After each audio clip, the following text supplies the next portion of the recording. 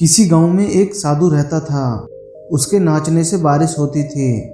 जब भी गांव में बारिश की आवश्यकता होती तो गांव के सभी लोग मिलकर उस साधु के पास जाकर उससे नाचने का आग्रह करते और वह नाचता तो बारिश जरूर होती।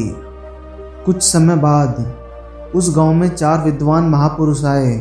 वो भी अपने आप को किसी से कम नहीं समझते थे। जब उन्हें इस बात का पता चला इस गांव में किसी साधु के नाचने से बारिश होती है तो उन्हें इस बात का यकीन नहीं हुआ। वो तो अपने आप को ही सबसे बड़ा विद्वान समझते थे। उन्होंने अपनी विद्या के घमंड में गांव वालों को चुनौती दे डाली, जब उस साधु के नाचने से बारिश हो सकती है तो हमारे नाचने से भी बारिश जरूर होगी।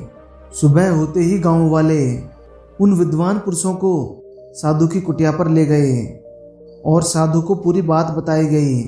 वो लोग साधु से बोले, पहले हम नाचेंगे, और उनमें से एक ने नाचना शुरू कर दिया। थोड़ा समय बीता और वह थक कर रुक गया।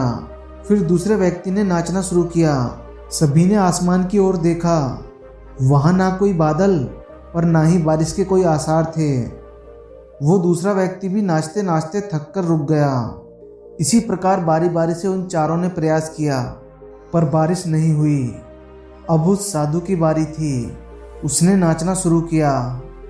कुछ समय बीता, बारिश नहीं आई, परंतु साधु को समय की तो कोई चिंता ही नहीं थी। वह अपनी धुन में मग्न बस नाचता ही जा रहा था। वो ना तो आसमान की तरफ देखता और ना ही किसी से बात करता। नाचते नाचते दोपहर हो गई पर बारिश नहीं आई। अब दिन ढलने लगा था। धीरे धीरे शाम हो गई थी। तभी क्या आसमान में जोर से बिजली गड़गड़ाई और थोड़ी देर बाद जोरों से झमाझम बारिश होने लगी। वो विद्वान पुरुष यह नज़ारा देखकर दंग रह गए। वो तुरंत साधु के चरणों में झुक गए और क्षमा मांगने लगे। वो साधु से कहने लगे, भला ऐसे कैसे हुआ? हमारे नाचने से बारिश नहीं हुई और आपके नाचने से हो गई। वो साधु बोला, जब मैं नाचता हूँ तो 2 बातों का ध्यान रखता हूँ। पहली, मैं ये सोचकर नाचता हूँ अगर मैं नाचूंगा तो बारिश को होना ही पड़ेगा, और दूसरी, मैं जब तक नाचता रहूँगा जब तक बारिश ना हो जाए। इस कहानी से हम यही समझते हैं, जीवन में कोई भी लक्ष्य बड़ा नहीं है, बस हमें अपनी एकाग्रता और पॉजिटिविटी के साथ उसे करना है।